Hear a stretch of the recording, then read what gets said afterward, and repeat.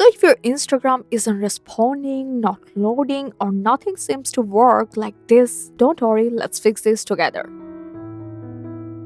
So when you face these problems, the first thing you have to force close your Instagram, then restart your device.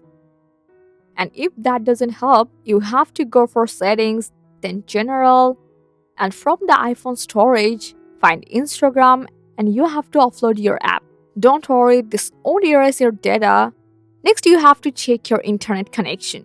You have to try using another app to see if it's working smoothly. If other apps also struggle, it might be your internet. So just you can try by turn on your airplane mode for 30 seconds and switch it back off to refresh your connection. But if the other apps works fine, you have to uninstall your Instagram and reinstall it. And that's it. Just follow these steps and Instagram should start working smoothly again. Hope this get help. Thanks for watching.